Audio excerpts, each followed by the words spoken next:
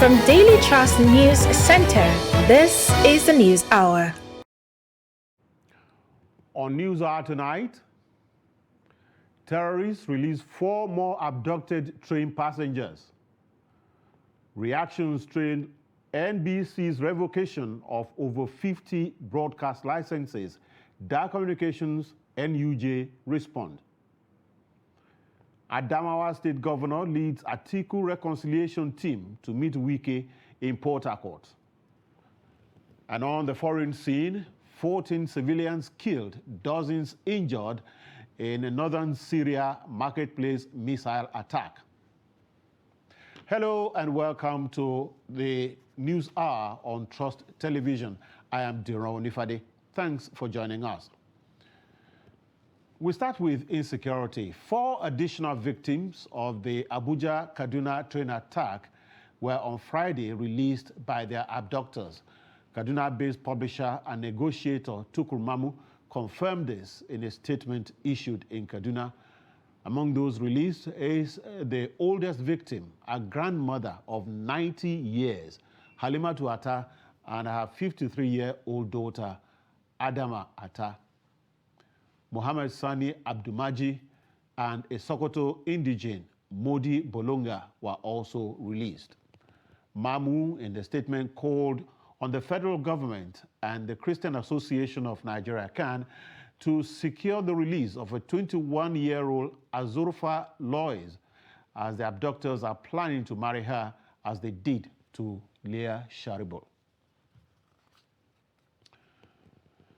The National Broadcasting Commission has revoked the broadcast licenses of Silverbird Television, AIT, Ray Power FM, and Rhythm FM, amongst others, over indebtedness amounting to 2.66 billion naira. Director General NBC Balarabe Shehu Ilela made the disclosure during a press conference at the Commission's headquarters in Abuja. The report.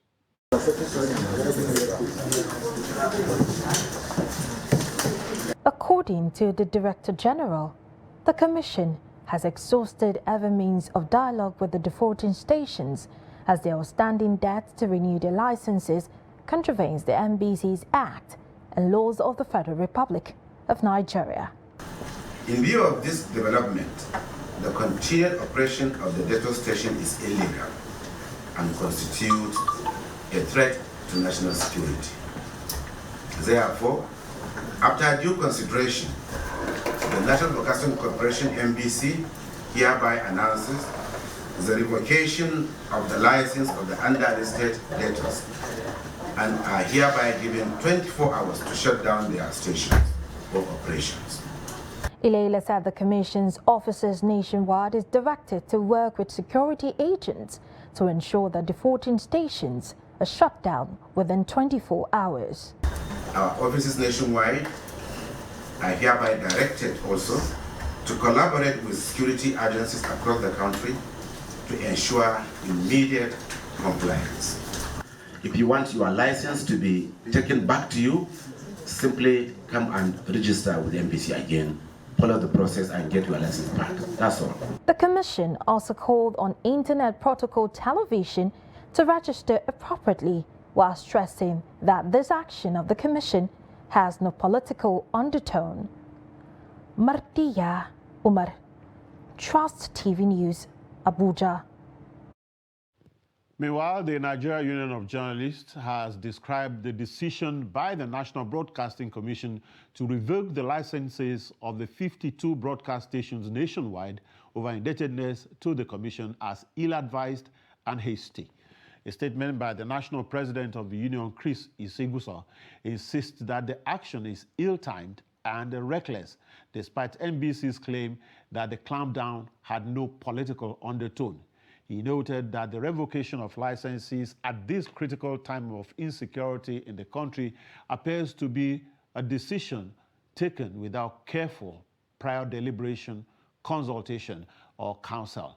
Isigusa, while regretting the inability of the affected broadcast stations to fulfill their obligations to the NBC in view of dwindling resources, called on the NBC to exercise more restraint in consideration of national security and allow for more dialogue and consultation to find a better way of dealing with the situation.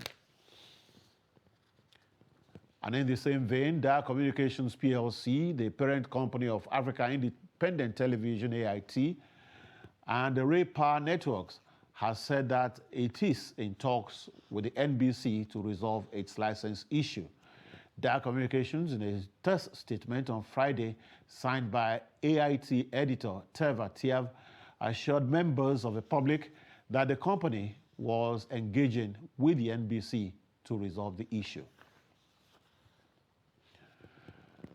The managing director of Kaduna State Media Corporation, KSMC, Ibrahim Samaila, says it is disingenuous of the National Broadcasting Commission to include KSMC in the list of 40 broadcast stations whose licenses have been revoked, 52 actually. The managing director told Trust TV that KSMC paid a rebate of over 22 million naira from 2013 to 2020 as directed by the Minister of Information. He said KSMC was in the process of paying for 2022 and 2023 when the NBC announced the revocation.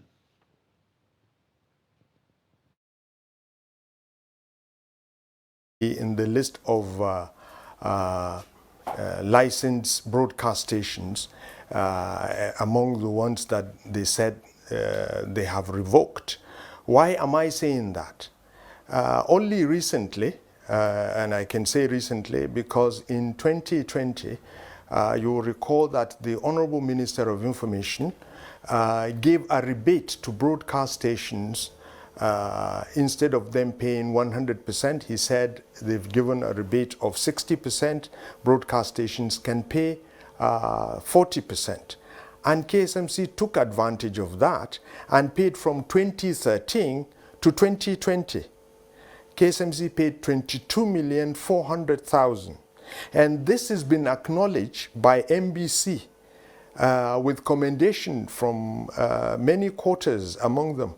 At one time, they were citing KSMC as an example of a station that has cleared its debt. And I'm surprised that NBC is still keeping KSMC in its debtors list. I think it's disingenuous of them to come out and even publish the name of KSMC on that list. We are already in the process of paying for 2021 and 2022. We are already in the process. It's already with the planning and budget, and I'm sure they have finished. I'm not in planning and budget, but on my part, I have finished and I have forwarded it. And I am sure they are only waiting for cash backing, and they will pay. KSMC MD Ibrahim Ismaila Ahmed.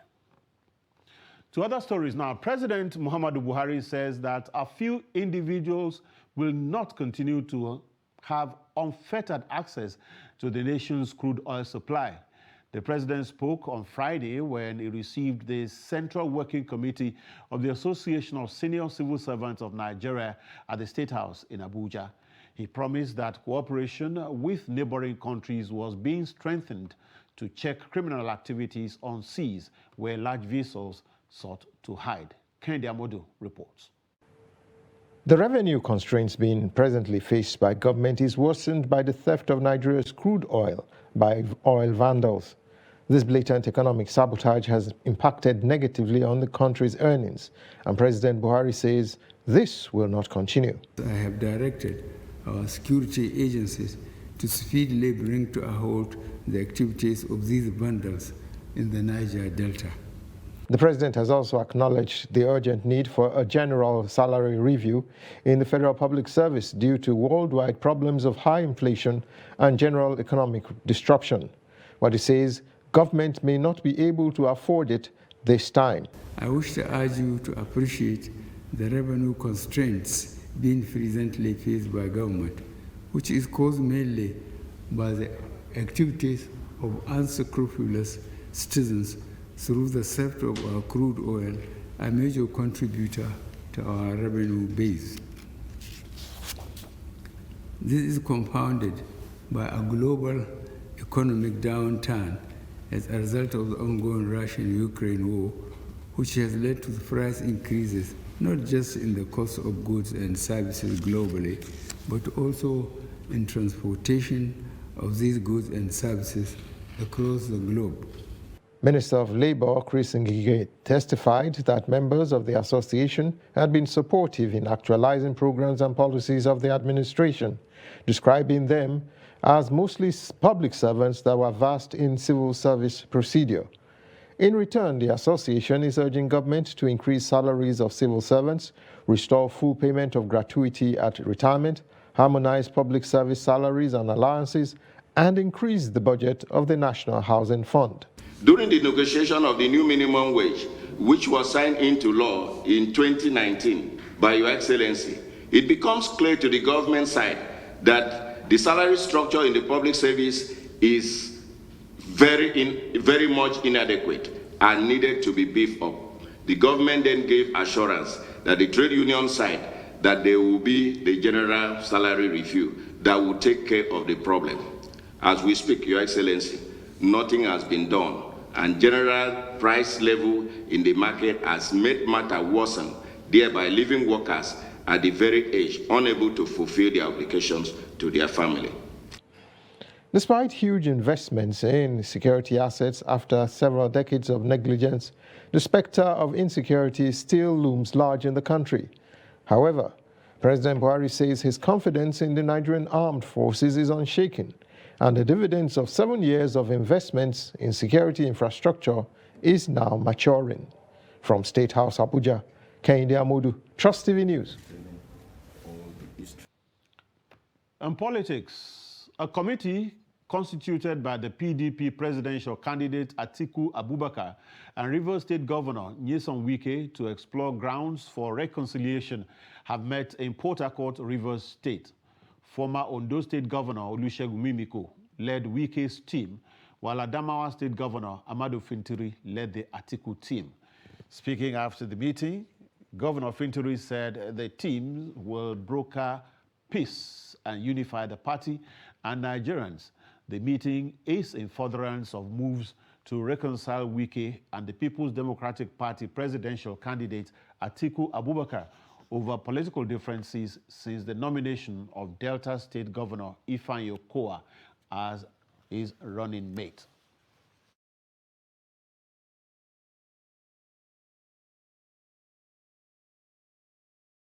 Nigerians are anxious and waiting for us to take over government in 2023.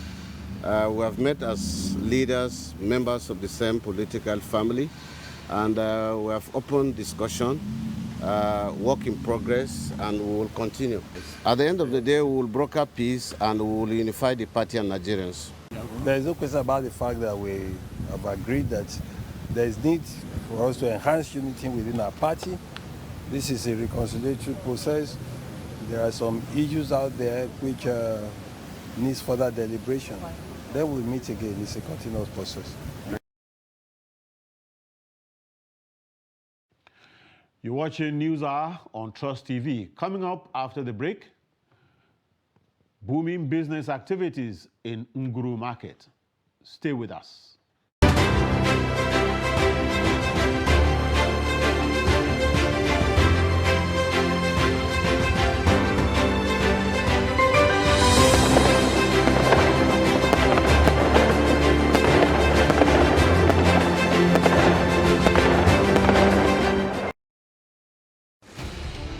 As the 2023 elections draw near, remember, evil prospers when good men and women only wish for peace, but never take a step to make peaceful elections happen. Are you a father? Are you a mother? What are you saying to your children as elections approach? Have you warned them not to let themselves be used to cause violence?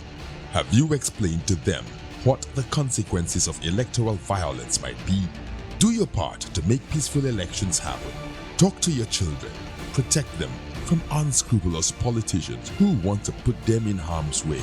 while their own children are comfortable at home, within and outside the country. Let's join hands to make 2023 elections peaceful. This message is from the National Orientation Agency, NOAA.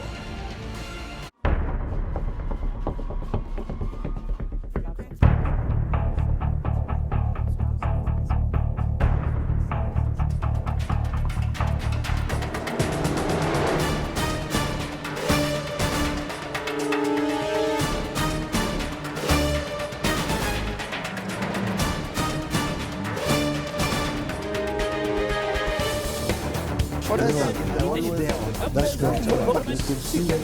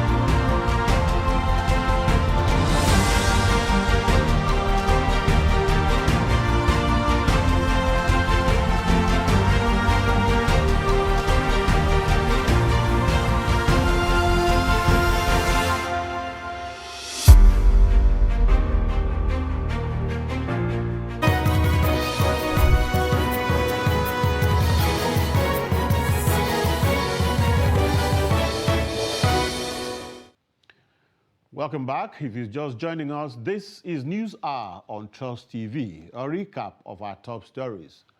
Terrorists released 4 more abducted train passengers, and reactions trail NBC's revocation of over 50 broadcast licenses. Dia Communications, NUJ, respond. In more news, Trust TV Network is to partner with the Kano Urban Planning Development Authority and other organizations in Kano to ensure professional information dissemination to Nigerians.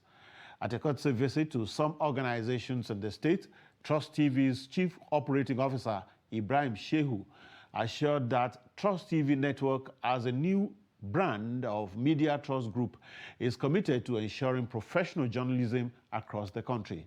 Correspondent Idris Jibrin reports.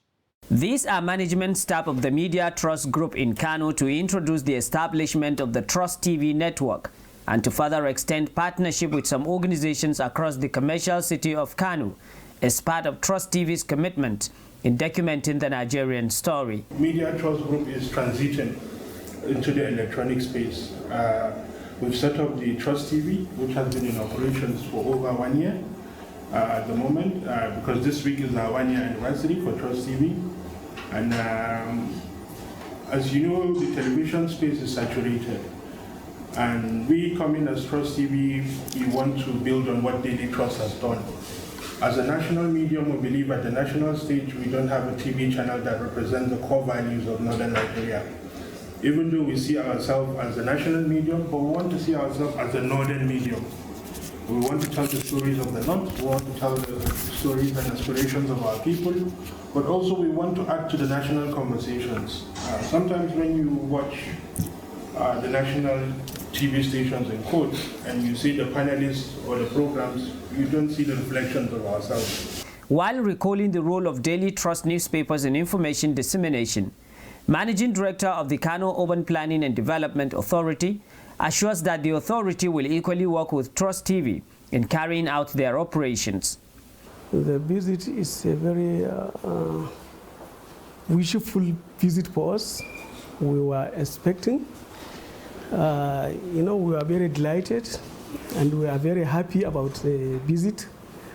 If somebody will drive all along from Abuja to come to you in Kano purposely to appreciate what you are doing, then this visit must be a very recommendable visit.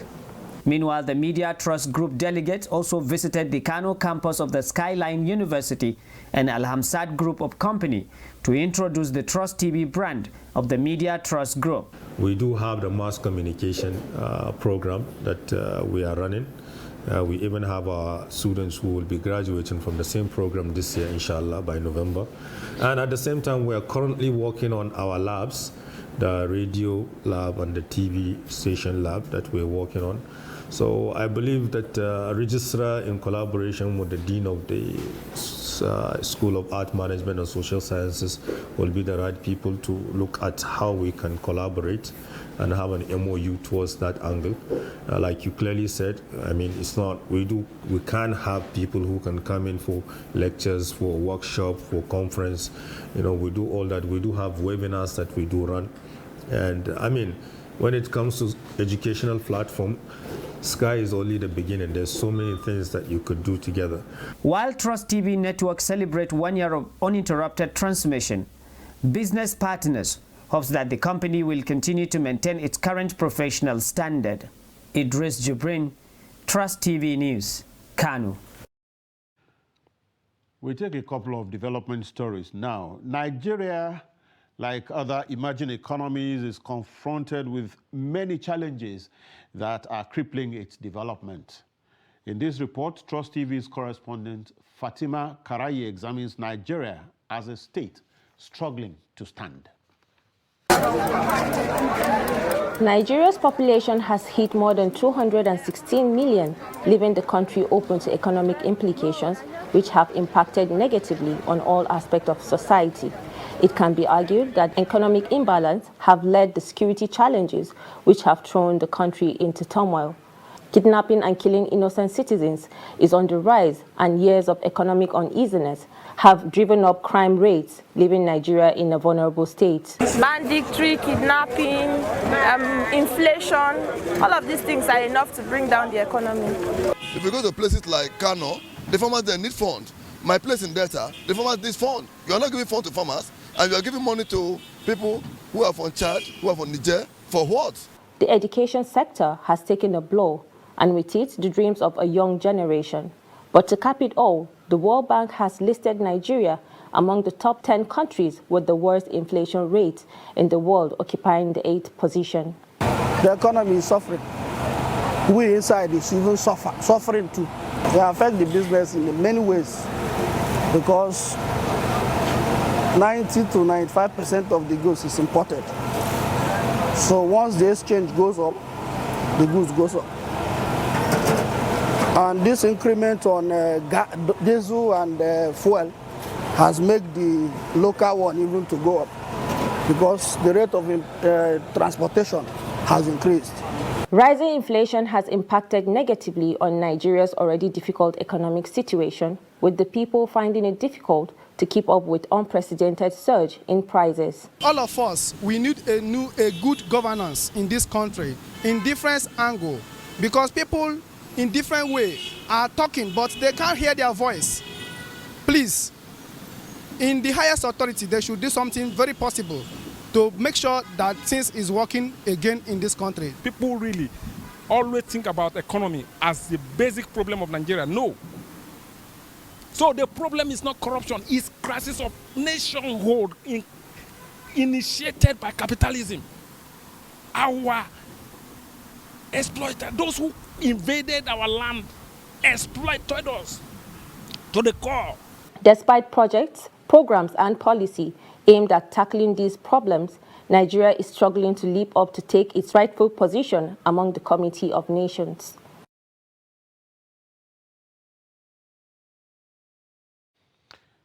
Nigeria's misery index currently sits at a high 71%, which was brought about by several challenges in the country. As a larger number of the population now faces hardships brought about by insecurity and economic instability, Nigerians now scramble for a new dispensation, leaving important sectors unmanned. Chamunda Beng speaks to Nigerians on the issue of brain drain. Brain drain simply refers to the mass exodus of middle-class and highly skilled Nigerians to more developed countries. Of course, within Nigeria, this is not a new development, as it has been going on since the late 1980s and 1990s.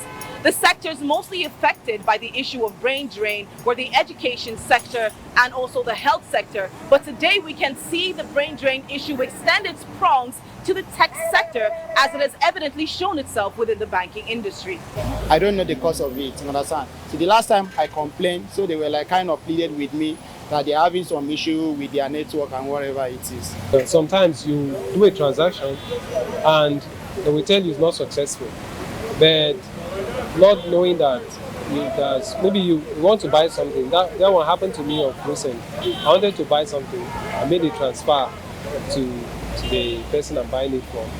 Said it was not successful, so I paid him in cash and left. Later, I discovered that I was debited. I've faced a few last week, then early this week, but now it's okay. I was having challenge trying to send money, trying to access my app, because most times I use my app. I was having challenge trying to use it, but now everything is sorted out and it's okay. Tech talents are now frequently leaving Nigerian shores for foreign companies in search of better incentives and competitive earnings. Nigeria currently outnumbers the rest of Africa in terms of the number of immigrants to nations like the UK, US, and Canada. Brain drain is often broken down based on different sectors like health, education, and tech. But today, the case seems to be quite different, as the high rate of inflation, unemployment, poor infrastructure, insecurity, and poor governmental structures have continued to push more Nigerians to seek greener pastures in more developed countries. We speak to Nigerians to find out if they had the chance to leave the country themselves, would they take it and why? I know there is no place like home. Everybody knows that. Because even if I'm traveling out now, I leave this nation to another nation, I believe that I can never have the freedom that I'm having here right now. You understand? That is one thing I also need to consider again. I have many things to do that the society, the situation of the country is not making it to come to fulfillment. So if I believe that if I get to an enabling society, the actualization of those things will become very easy. Me, myself, if I get a chance, I will leave this country, honestly. Everybody wants to leave this country. Everybody's just waiting for that opportunity. And they will leave this country. And I don't blame them. For me, I love my country and I don't think, I believe there are better opportunities here. You take, for example, in US, you can be making millions and then they're using taxes to collect back that money. Many believe if swift action is not taken, Nigeria will continue to suffer losses in tax, human capital, innovation, which will only further delay Nigeria's economic growth. Chamun Dabeng, Trust TV News, Abuja. Well, some good thing is that many people still see Nigeria as a land of opportunities.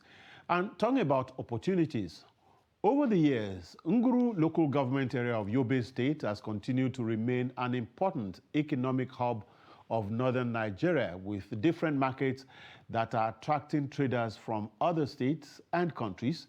Despite the spate of insecurity in the region, economic activities are still booming in that axis. Trust TV's Idris Jibrin was at Nguru Market and now reports. Inside Guru Men markets, traders from different parts of northern Nigeria are trooping in for business. Goods of different types hangs on plain sight waiting to be purchased. Clearly, business is booming here, but traders say there are challenges. The issue of business these days is honestly not like before. We really need capital because things are tough in this country. People are suffering in their own homeland. Guru is among the most important economic hub of Nigeria's northeastern region. Its popular cattle market, centuries-old train station, and the viability of the town all tells a story of how merchants from around the country are trading here daily. Kasuwar Guru akalla za ta kai shekara 80 tana cin kasuwa a wannan guri. The Guru Men market has been in existence for over 80 years. Initially, we trade in cattle and other livestock, granules, which are being traded right from colonial days, who exports it abroad. Now the market is multipurpose. For centuries, traders from all over northern Nigeria and Niger Republic do come here to trade on daily basis, effectively creating jobs for the locals. In our Guru Market Day, we have trucks that are coming even from Niger Republic to buy goods. This has further brought development between Guru and our neighbors.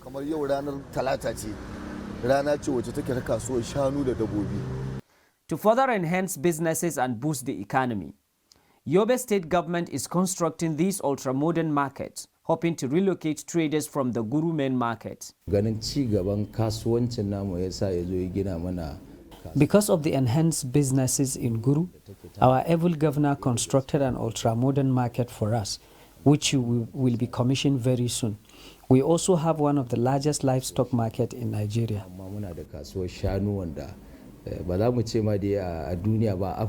As peace and stability continue to improve across Yobe State, traders in Guru local government hopes that investment opportunity will significantly improve.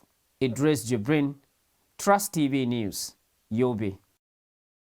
That report from Guru local government in Yobe State. The Federal Ministry of Agriculture and Rural Development has sealed 4 illegal fertilizer blending plants operating without registration in Kano State and confiscated a truckload of adulterated fertilizer. It was learned that the ministry's task force during inspection discovered that the plants, aside from blending without due authorization, were also mixing substandard components to produce adulterated fertilizer and sell it to farmers in the state. The sealed plants are Albaraka Agro Allied and Chemical Fertilizer and Nagarta Agro Fertilizer, both in Zara community of Kubotso local government area. Samu Alheri plant in Jido community of Dawakin Kudu local government, and one other retail shop in Ghetto Market in Gorzo local government area of the state. According to the Director of Fertilizer Control Officer of the Farm Input Supply Department of the Ministry, OK Sunday, the inspection is necessary to rid Nigerian markets of adulterated fertilizer and ensure that no farm produces fertilizer without government approval. Now, Chamun Dabing has more on business.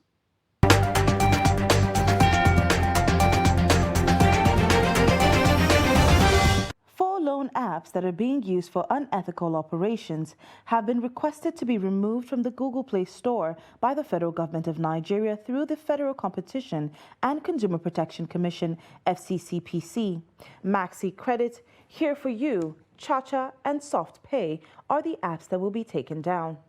The Commission stated that its investigation showed that the listed applications are owned by other well-known apps that are being looked into for questionable business practices and violations of user privacy. As part of its investigation, FCCPC also barred any financial technology companies from offering payment or transaction services to online money lenders. It was claimed that the listed fintechs, including Flutterwave, OPay, Paystack, and Monify, were either operating payment systems and offering services to these online lenders while it was conducting its inquiry, or were doing so without the necessary regulatory permissions. Emirates Airlines has come under fire from some stakeholders in the aviation sector for deciding to stop operating in Nigeria as of September 1st, 2022, claiming that this decision is a covert attempt to get the government to pay money that is obviously not accessible. Industry watchers claimed that since 2015, blocked funds have been a problem in Nigeria, with the Central Bank of Nigeria, CBN, unable to pay the blocked payments since the government lacks the necessary funds, adding that there is a worldwide economic crisis which is made worse by the Russia-Ukraine war, and that while the airlines singled out Nigeria, other nations have not allowed airlines to have access to the funds. The National Bureau of Statistics NBS report revealed that the average retail price paid by consumer for premium motor spirits known as petrol has increased to 190 naira per litre in July 2022. The report said the increase indicated a 14.53% increase when compared to the value recorded in June 2021 at 165 naira 91 kobo.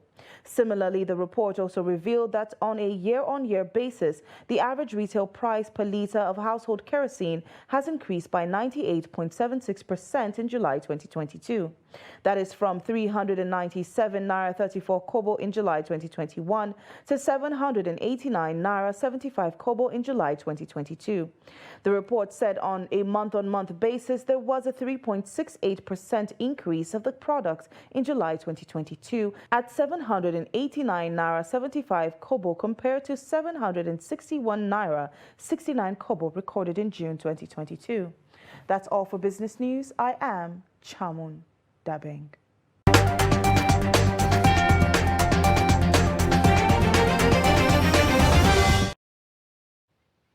From business, we move on to education. The Free Education and Schools Infrastructure Reform Policy introduced by the Adamawa State government has been described as a mere preface. Although more than 10,000 of the over 200,000 out-of-school children in Adamawa State have been enrolled in school, more needs to be done. Salis Lawal reports that data available reveal that 3 local government areas of the state, Maiha, Song, and Numan, have the largest percentage of out-of-school children, majority of them girls. In September 2019, among reforms initiated by state government is the immediate commencement of building and reconstructions of schools across the state, aimed complementing the free education policy introduced. However, 3 years after the pronouncement of the policy, schools, especially in the state capital, are not doing well. This is a GDS's Dobeli exams hall, where free WAEC and NECO used to be held. Some of the schools visited classes were not in good condition, as they are either leaking or without doors, windows, and chairs, a situation that forced students to sit on the floor, while some pupils are disengaging. I am 14 years old and I am not in school. Although I have finished my primary school last year, that is why I engage myself into this scavenging job. If enrolled, I will continue with my education. I have never been to school because my parents are poor. I know they cannot afford to my school. That is why I concentrated in this business to support them and my younger ones.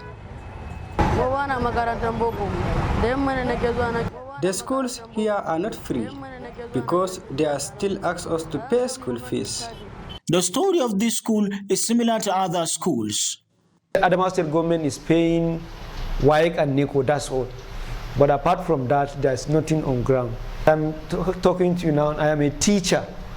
And in my school and most of schools in the Yola metropolis, there are no chairs for students to sit. The situation is very pathetic. However, stakeholders say the present government is doing better, especially in the areas of free education, school feeding program, teacher welfare, and employment. Present government took education as a serious business. NECO and WAEC is being paid, and no child now is paying anything in the school. That is a moral booster. And that's why some people will want to leave the private school in order to come to government school. Meanwhile, on a different note, some university students explain how are they coping with the strike. We're still hoping.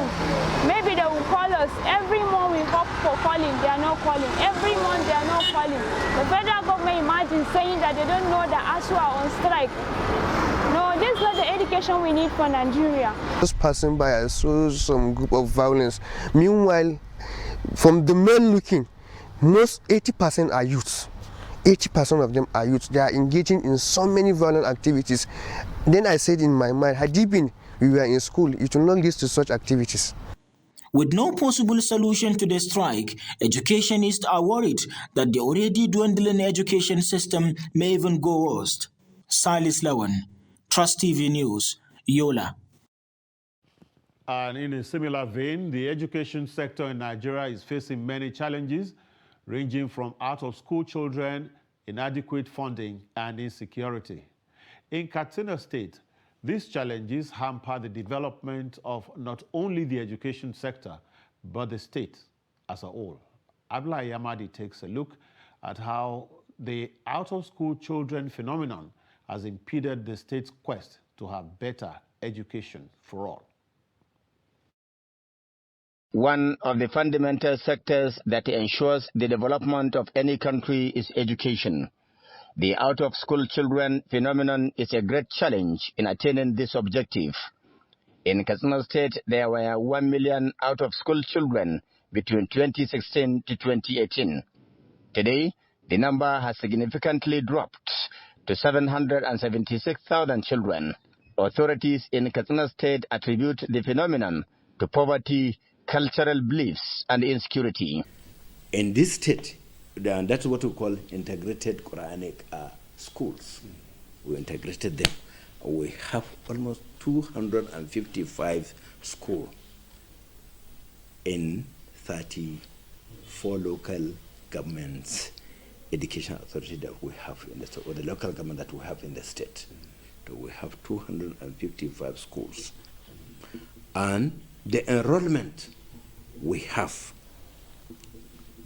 2 million now, 47,355 pupils. Amidst of all these challenges, Katsina State, which used to be the citadel of education, is saying its funding of education is one of the best in the country.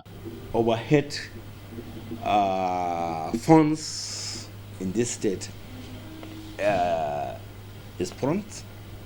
We receive it almost, you can say, all the time. But the LES, every month, the governor is giving them their overheads. The governor is trying to run the affairs of education successfully. Stakeholders say that containing the scourge of out-of-school children is a very tedious task. However, the school feeding program and conditional cash transfer initiatives of the state government are playing a great role in controlling the scourge. Education is major within a period of time. So you find out that students who are supposed to graduate maybe in 3-4 years may likely spend 6, 5, 6, 7 years in the university. And this would translate into having a gap in terms of knowledge and in terms of filling, certain vacancies in the civil service. All Nigerians agree that the education sector is witnessing its worst time in the history of Nigeria, with university education at a standstill for close to 6 months. The ASU strike on one hand, out-of-school children and insecurity on the other, put the education sector in Katsina at the edge of the sword. However, the question is, what are the implications of this strike, and what are the students doing at best to pass time during the strike? I now surpass my time in redundancy doing nothing.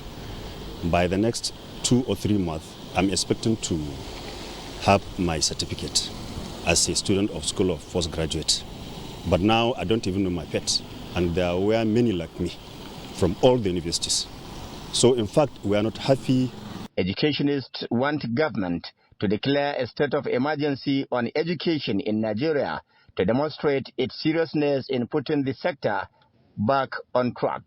Abdullahi Ismail Ahmadi, Cross Television News, Katsina. On a cheery note, Zamfara State Governor Bello Matawalle has signed the Child Protection Bill into law. The bill was recently passed by the State House of Assembly. The governor also signed the bills on persons living with disability and social protection in the state. The report. Governor Bello Matawalle, after signing the 3 bills into law, said the documents will serve as guiding principles in coordinating all government social interventions, ensure proper targeting and exit criteria for eligible beneficiaries on the social register. According to the governor, the laws provide that the state social protection and disability funds should be provided and will, among other things, complement the state government's effort in providing more access to children, women, persons living with disability and other vulnerable groups in the state. Governor Matawalle praised the Speaker of the State House of Assembly, Nasiru Mu'azu, the leadership and other members of the House for proactively passing the 3 bills which have become laws in the state. This evening, I assented 3 bills into law. The first one is Social Protection Law. The second one is Child Protection Law and Person with Disability. I have assented these 3 laws today. Measures that have been taken by them passing these laws as required by me and the people of the state.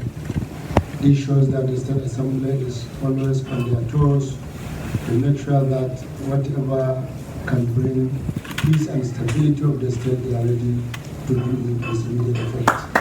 He lauded the efforts of the First Lady Aisha Matawalle for pursuing the bills to ensure their passage by members of the Zamfara State House of Assembly.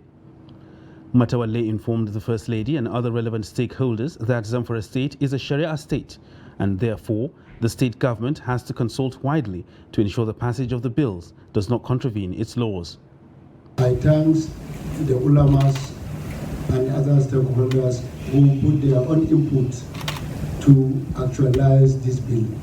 I thank everyone for contributing to make sure that this bill has been signed today by me. I thank you very much. The children of the state. I therefore ask the committee to take the bills, go through it, work all the modalities out, and if necessary, anywhere they want the support of the Commonwealth, The governor took time to appreciate Islamic scholars, the ulamas, partners and women groups who advocated through the First Lady Aisha Bello Muhammad and contributed to the speedy passage of the bills and their assent into law. Now, the Osun State Ministry of Justice on Friday vowed that perpetrators of sexual and gender-based violence in the state would be prosecuted thoroughly to serve as deterrents to others. The Permanent Secretary, Ministry of Justice, Adekemi Adejare Bello, said this in Osogbo, the state capital, while receiving members of the civil societies advocating for full implementation of the new Violence Against Persons Prohibition Law in the state.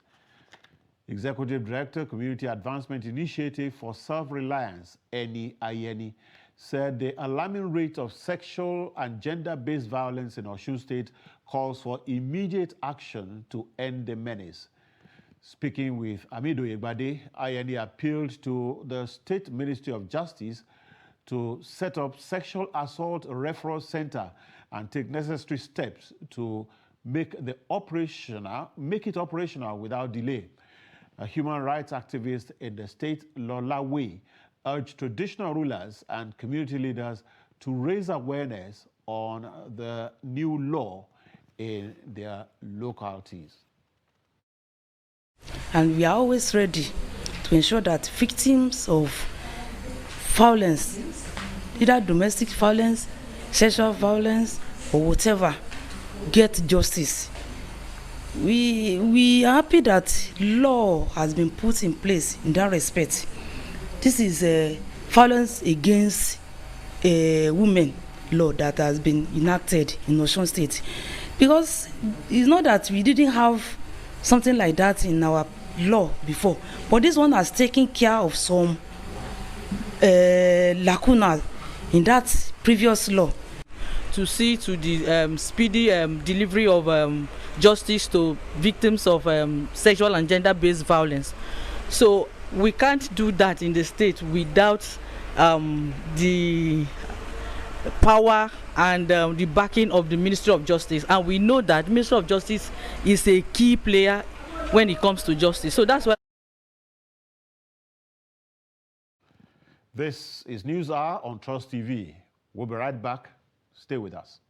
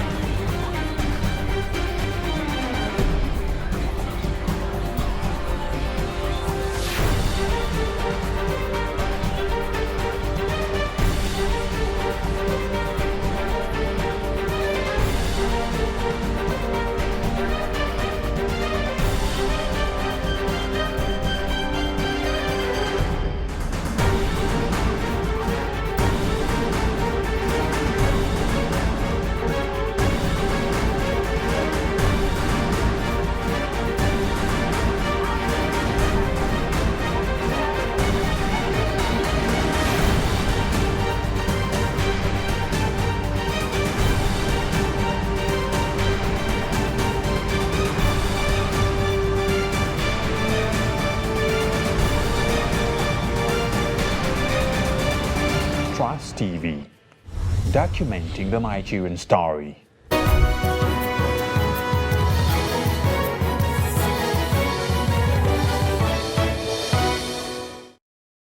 Welcome back. The police in Lagos State have confirmed the death of 2 persons in the Thursday stampede that occurred at the Comfort Life Mission International Church in the Ikotu area of the state.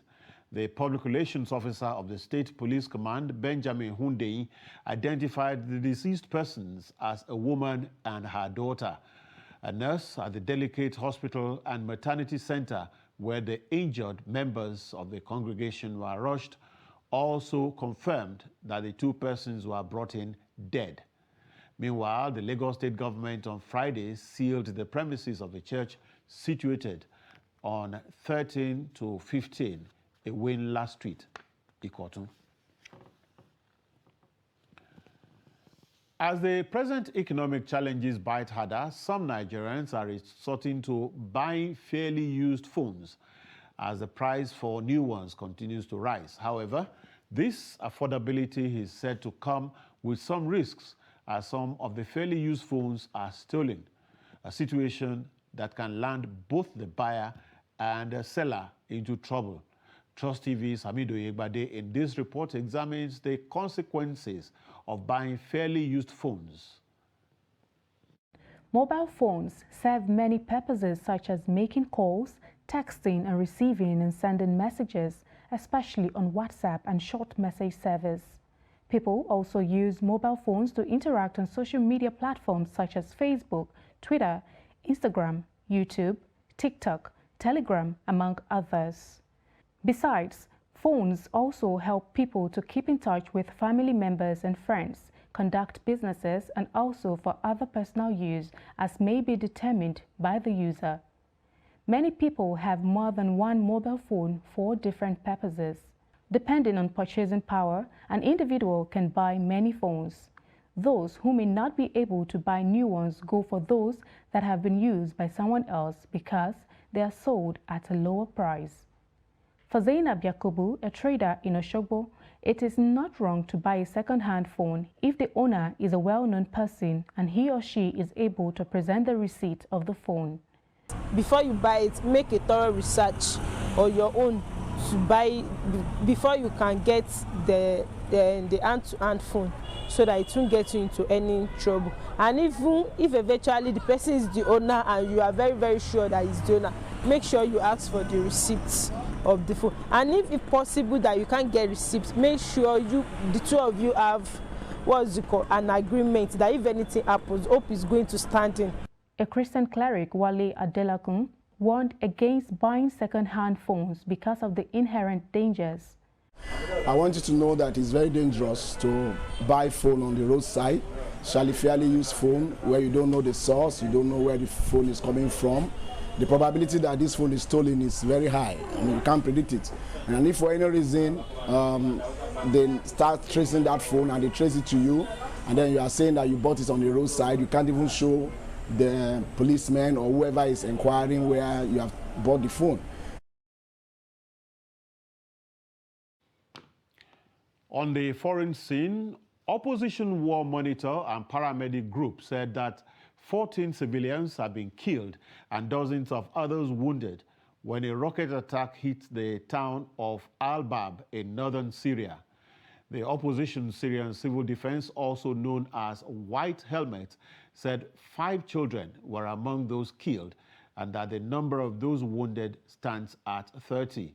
The attack in the town, which is held by Turkey-backed opposition fighters in the northeastern countryside of Aleppo, came days after an air attack killed Syrian troops and United States-backed Kurdish fighters in Aleppo. The Syrian government blamed Turkey for the attack. Syrian Observatory for Human Rights said that Syrian government forces had carried out Friday's attack and said it was in retaliation for the Turkish raid. Meanwhile, activists in Al-Bab had been planning a protest after Muslim midday prayers on Friday to denounce recent comments by Turkey calling for reconciliation between the Syrian government and the opposition. In a statement distributed to the media after Friday's attack, the activists canceled the demonstration over fears of further violence. Time for sports now with Adeniyi Ajishafe.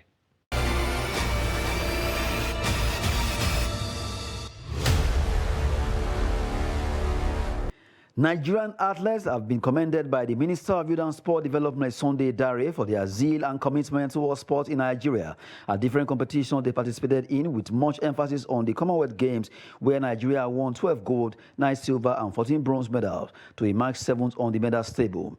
Dare, while speaking on 360 Sports Show on Trust TV, says athletes' welfare is paramount to achieve medals in events as competitions. Minister of Sport also highlights on the need to settle the athletes as at when due. The blend of home and foreign-based athletes can bring the best result for Nigeria, while the huge gap between football and other sports is reducing, while the new wave of achievement in other sports like athletics, table tennis, volleyball, and host of others. The gold and the kudos must go to the athletes who spent a lot of hours training, between 150 to 250 hours, who took time to compete, some of the very bruising competitions, championships, who sacrificed, and who went all the way. Considering the glory parasport has brought to Nigeria, hence the need to give more to parasport athletes by approving parasport department and hosting of the 4th Parasport Festival in Abuja. And with that, we've come to the end of News Hour on Trust TV. For more news, connect with us on all our social media platforms. I am Diron Onifade. Have a nice weekend.